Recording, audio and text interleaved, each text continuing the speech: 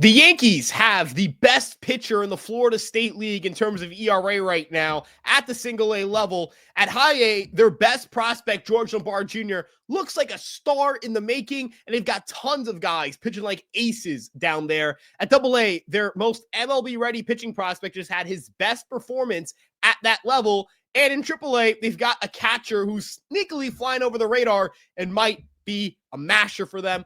All of that and more right here on your Yankees Prospect Report.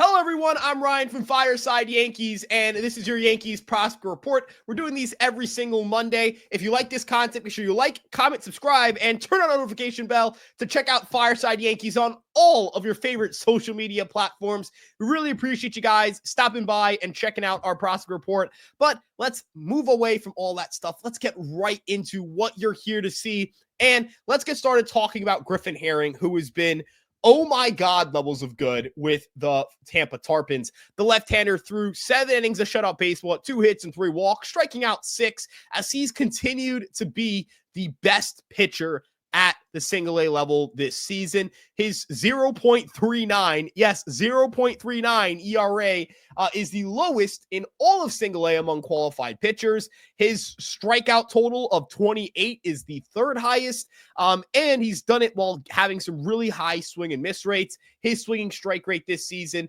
is 14.7%. That's the 11th highest among 48 qualified pitchers. So he's missing a ton of bats. He's preventing runs. He's keeping the ball on the ground. His pitch mix is really, really strong. I've been very impressed with what he's been able to do in that regard. He throws a fastball, kind of labeled as a sinker. I just think it's a 4-seamer. Like, I don't think he's throwing a sinker and a 4-seamer, but StatCast labels 2 different pitches. I think they're just one pitch, but it is a slower fastball. It isn't thrown particularly hard, but in my opinion, it's a solid fastball. It's not a, firmly above average pitch. It's not a, dominant fastball or anything of the sort, but it's certainly an excellent offering. And when you look at what it's been able to do at the top of the zone, it's got a 25% whiff rate on the season. He gets good extension on the pitch. He released it from a lower angle than most pitchers. His changeup is ridiculous, 29.6% whiff rate. And then the slider, a 42.6% whiff rate. That's his signature pitch. He's got the fastball he can throw at the top of the zone. Sliders he can throw kind of anywhere low in the zone, and then changeup he can fade away to righties. He's got a really, really strong repertoire. He's pitched really well, and he's been by far the most impressive player for the Yankees at the single A level. But another guy who had a big week was Parks Harbor, who picked up a ton of hits. He was just hitting the ball all over the field. He didn't hit a home run this week. He has 3 home runs in the season, though. He did have 3 doubles and a triple with 2 walks and 8 total hits, which led the Tarpons on the week. He has the highest OPS on the team. He's a 23-year-old undrafted free agent who's got a good amount of game power, a good amount of raw power. He's someone who I think could get moved up to Hudson Valley relatively quickly. It was a really quiet week for the Hudson Valley, for the Tampa Tarpons. They didn't have a lot going on, and that hurts them a little bit. But they did have Jonathan Loizaga rehab here, and he made 1 rehab appearance, and he struck out 1 batter across 3 batters' face. So pretty strong week for him. Moving on to high A, this is another week where high A, the Hudson Valley Renegades, are going to get a lot of airtime. We're going to talk about the offensive side of the ball first. And our Yankees prospect of the week across all of the systems was Jace Avina. He had 12 hits, 6 walks, 7 RBIs, a home run, 2 doubles. I mean, he got on base 18 times in 6 games. I don't know if he played all 6 games. I have to double check that. But if he did, he was averaging 3 times on base per game in this series. That is ridiculous. And, he's gotten on base a ton. He did play in all 6 games, to clarify. So he did average 3 times on base a game. He has displayed a really good walk rate. The game power hasn't come around just yet, even though he's got a good amount of juice in that bat, but he's got a 458 OBP. That is one of the highest marks in the South Atlantic League. His contact rate is up from 67.7% to 72.1%, and his walk rate is 18.1%. Hopefully he can keep these strides up. He is lifting the ball. I don't think he's going to continue to struggle to hit for power, and his numbers from the season are still really good. He's got a 156 WRC plus. Last year, he got off to a good start, but kind of tailed off towards the end. He started swinging and missing a little too much, and the game power wasn't really there. So I hope that these adjustments that he seemed to have made over the offseason can help. When I saw him play in Tampa in the complex, at the complex during spring training, his bat was incredible. Like, he was hitting the crap out of the ball. So he's someone who I'm really excited to see continue to progress.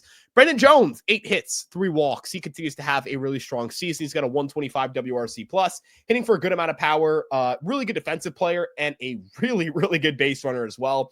He's someone who could fly up the organization pretty quickly. I would expect him to be in Double-A by at least the trade deadline.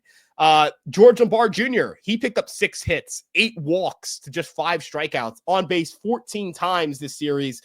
His WRC plus of 177 and his OBP of 495 are utterly elite. Now, he is getting a little lucky because his BABIP is like 400. Like, he shouldn't be having a 400 BABIP without absolutely crushing the ball. And he hasn't crushed the ball a ton, but if he can continue to get on base at a high clip, if he can find that game power, get comfortable with his swing, he could be really devastating for opposing pitchers to handle because the improvements in raw power are certainly there. The defense is utterly elite. He is a remarkable defensive infielder. He's a great base runner.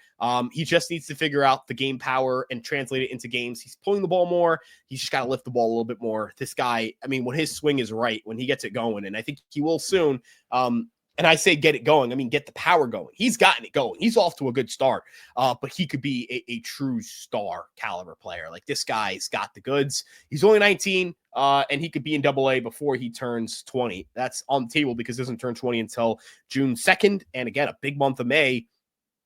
It's going to be hard to ignore. It's not like there's a shortstop that's particularly in his way right now at the Double-A level. So he's someone who could fly up quickly. He is someone who I think the Yankees would be happy to promote to Double-A if he continues to perform this way. And then on the pitching side of the ball, I mean, where do I even start? I guess you start with Carlos LaGrange because he had the shortest outing of the 3 dominant performances. 5 innings, 8 strikeouts, 2 walks, 1 earned run, only allowed that earned run on a home run with 5 hits. He has a 41% strikeout rate. He's got a 67% strike percentage. That's really good for someone who has command issues. The ERA is high, but I'm really happy with what he's done at high A. He's missing a ton of bats. He's not walking a lot of people. He's going after guys. He's got the velo to do it. He's got the stuff to do it. He's 21 years old. He hit 102 on the radar gun in the spring breakout game. He's 6'7". He gets tons of extension on his fastball. He's really, really, really darn good. I'm a believer in Carlos LaGrange. I think he's got some of the best stuff in the organization. A ridiculously good breaking ball to go with his really solid fastball as well. And I mean, this guy's the ceiling is incredibly high with Carlos LaGrange. He's a potential top 100 prospect in the making. Bryce Cunningham, another potential top 100 prospect. He had 6 innings of shutout baseball, 3 hits, 2 walks, 1 hit by pitch, 8 strikeouts. He's got a strike percentage of just north of 70%. He has struck out 30 batters. That is tied for the most in high A this season. At least last time I checked, I can double check again.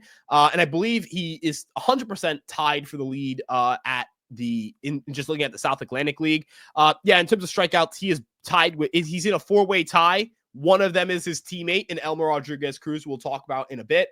But man, oh man, has Bryce Cunningham been good. He's second in innings, or third in innings pitched. He's one of 4 pitchers to have at least 24 innings pitched or more. But the difference is he's the only guy with 4 starts that has 4 innings pitched. So he's been a bulldog. He's pitched deep into games. He's striking dudes out. He's not walking guys. 4 walks is a minuscule amount. He's just been incredible for the Hudson Valley Renegades. His 27.4% strikeout to walk rate is the 7th highest for any qualified pitcher right now. He pitches deep into games again, doesn't have a high average allowed. He's just 2.63 ERA.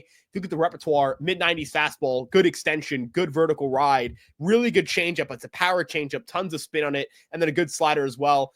This is a guy who could, again, be a really, really, really good starter for the New York Yankees down the road and a top 100 prospect. I wouldn't be surprised as a college arm if he's someone who gets the major league looks as soon as 2026. As for Elmer Rodriguez Cruz, he was acquired from the Boston Red Sox, and he tossed 6 1/3 innings hit. He had a no-hitter going through 6 before allowing a hit in the 7th. That knocked him out. 1 walk, 1 hit, 12 strikeouts He's, again, tied for the lead at 30 among all high A starting pitchers. And if you isolate this to just the South Atlantic League, these two guys are tied at the top with 30. He has a 2.42 ERA. He has not allowed a home run on the season. He has a 34% strikeout rate, 34.9%. Among all high A qualified pitchers, that is the sixth best mark. He's the only pitcher with a K percentage north of 32% or north of 33% while having 20 or more innings pitched.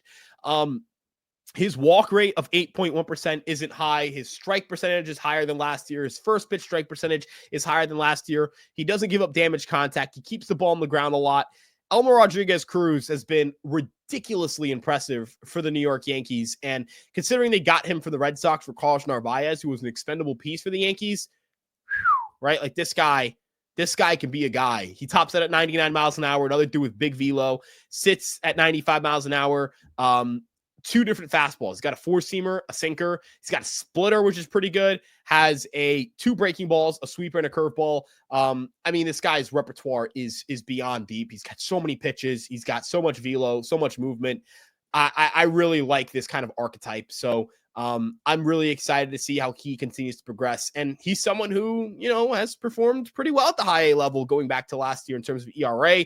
Just needs to continue to show that the command strides are there because he is a very, very, very impressive pitcher. Moving on to some of the other names who didn't dominate, but were worth noting. Kyle Carr, 4 2/3 innings pitched, 2 runs, 1 walk, 5 strikeouts. Carr's, someone whose command isn't great. Like his command's kind of been his big bugaboo as a prospect, but with his velo back up a little bit, I'm really happy with what he's doing. He's still getting ground balls at a ridiculously high clip, 60% ground ball rate. He's got 2.16 ERA, hasn't pitched deep into games, which is a little bit concerning. And the first pitch strike rate is down, but the contact rate allowed is down. The called strike percentage is up, and the swinging strike rate is up. So hopefully he can tune it in, find a little bit of something, because honestly, he's someone who I still hold out hope for. Going back to last year in 2024, he struggled mightily to start the year, but picked it up in the second half. Going back to last year, from the All-Star break onward and carrying into this year, is a 2.15 ERA, a 24.1% strikeout rate, a 9.9% walk rate, and a 3.20 FIP. He broke his homerless streak. He allowed a home run in his last start, which is his first home run allowed since July 3rd, which is crazy. Good God. I mean, you can hear it in my breath. I was stunned to see this. Does not give up the long ball, a lot of ground balls. I think he's someone who, if he could just fine tune the command a little bit, only 22 years old. He won't turn 23 until May. He's as young as the other guys like Bryce Cunningham and Ben Hess. Just needs to figure out the command a little bit, just needs to get in the zone a little bit more. So there's that. Josh Groves, 4 innings, 3 walks, 6 strikeouts, 1 earned run. Josh Groves is a reliever projection to me, and a good reliever projection. I don't say this in a bad way. He just doesn't have a deep repertoire, and he has command struggles. But 38% strikeout rate with a 16% walk rate and a 60% ground ball rate. He's keeping the ball on the ground. He's missing bats. He's still got a 22% strikeout to walk rate. He's just too wild. And, that's obviously a problem, but one that I think he can fix. I really buy into the profile here. I think he's got really good stuff. Really excited to see how he continues to progress at the high A level. Moving on to double A, though, we've got the Somerset Patriots here. And Somerset, their best performer on the offense side of the ball was arguably DJ LeMahieu, but he's not a prospect, so he's not a prospect report guy. We're just gonna note that he's rehabbing here. Rafael Flores had a home run and 5 RBIs. Dylan Jaso has been a nice breakout, 2 home runs, 4 RBIs this season. His OPS is pretty high. He's slugging a good bit. He's pulling the ball in the air. He's making contact at an 86% clip, which is a lot higher than where it was in years past. Granted, way too early into the season to make conclusions on anything, but if you can continue to hit this way, very, very excited about that. Spencer Jones picked up a home run and 5 walks, but he did strike out 9 times. Garrett Martin hit 3 home runs this week, 7 RBIs. He's had a really good start to his AA career.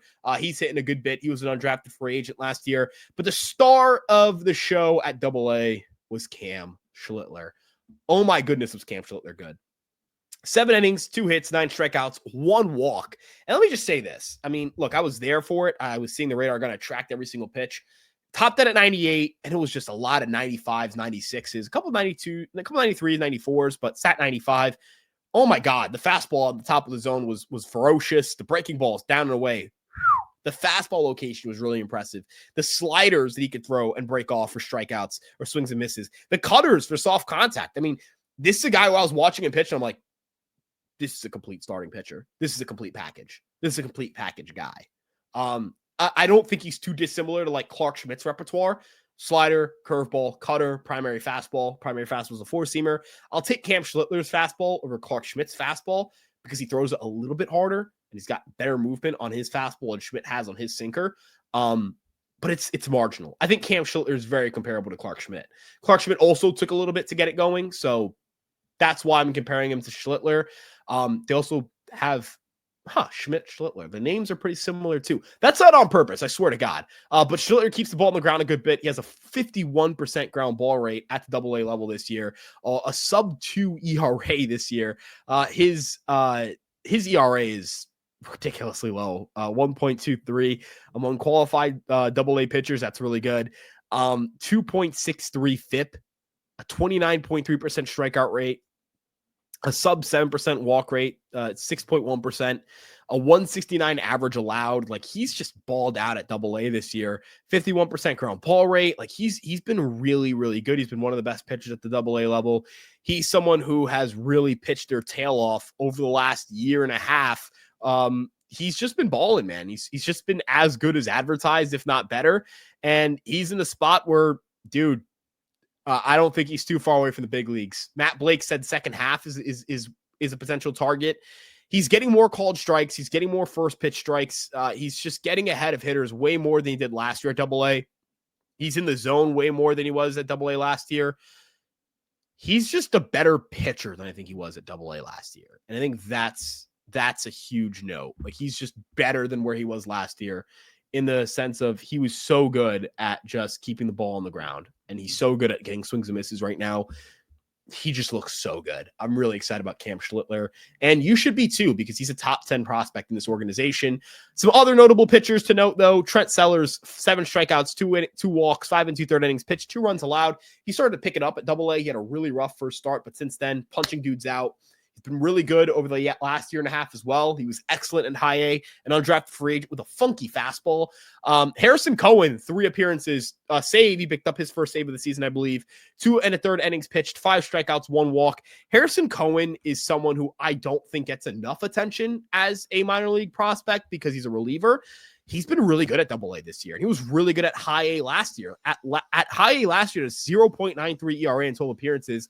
This year in AA, 8 appearances, 32.4% strikeout rate, 47.4% ground ball rate, 8.8% walk rate, 1.93 FIP, no home runs allowed.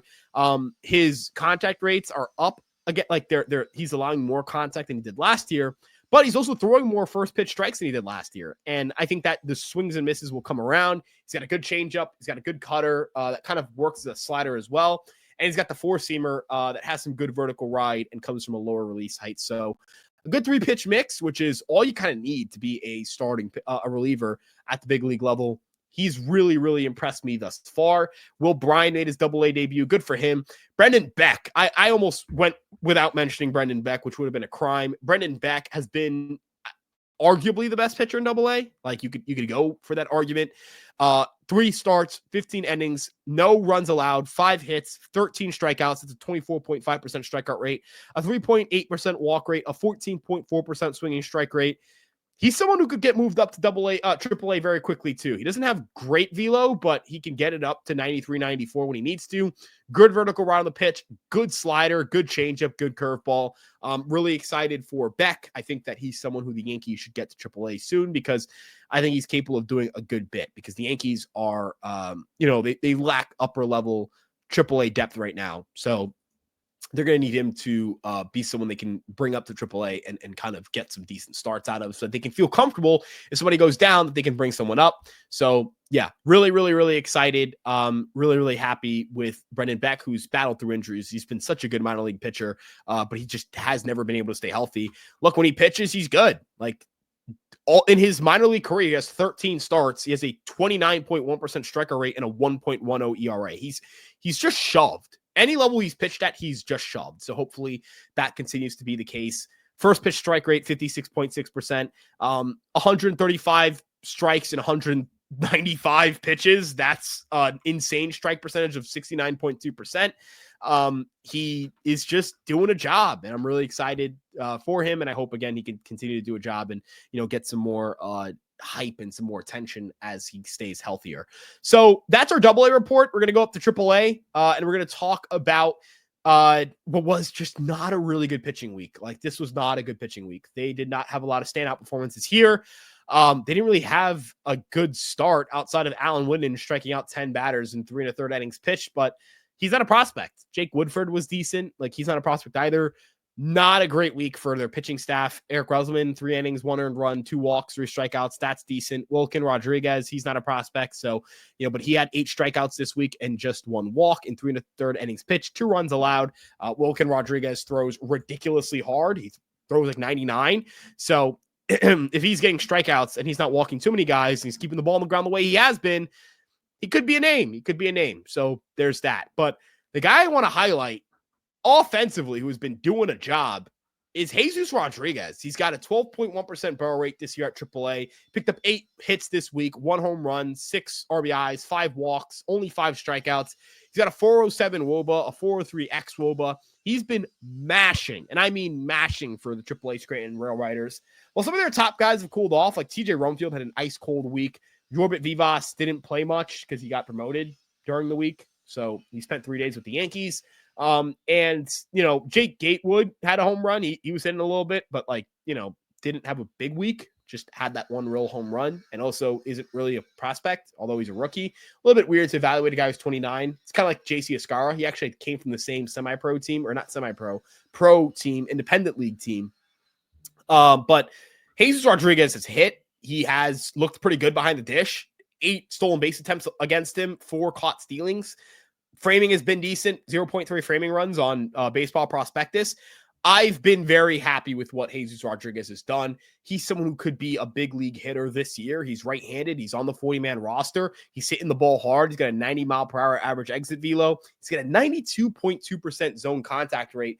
His plate discipline is a concern, but if the Yankees need a right-handed hitting batter, if they need someone to come up, and he's played some third base too, although hasn't done great at third. He just has played it. He's someone who could come up and kind of provide some at-bats. I'm not discounting a Jesus Rodriguez 2025 call-up. And I'm also not discounting a 2025 Jesus Rodriguez trade at the trade deadline. But I'm really, really excited about what he's done. He's been really, really, really good. And I personally think the Yankees have a bat, like a real bat in Jesus Rodriguez. All he's done is hit at the minor league level. And all he's doing is hitting right now. So there's that. We'll see if Jesus Rodriguez keeps that up, but you guys should keep him on your radar. He was a top 30 prospect on my list. He's a top 30 prospect kind of universally. I think he was a top 30 on Baseball Prospectus and is also on Pipeline. So yeah, kind of a universal top 30 guy. I might have to push him up my rankings a little more. He's 23 years old. He's not old. He's not a dude who's beating up on guys younger than him. He's younger than the average AAA hitter, if I'm not mistaken. He's really, really impressed me. He had a good spring, and he's continuing to do it in AAA. So that'll wrap up our prospect report for this week. We really appreciate you guys sticking by and tuning in for the entire report. If you enjoyed today's video, make sure you like, comment, subscribe, and turn on the notification bell to check out Fireside Yankees on all of your favorite social media platforms. Again, thank you so much for tuning in. I'm at Ryan Garcia, ESM on Twitter. Links to all of our stuff are in the description, and we'll see you guys in the next one. Let's go Yankees, and peace out.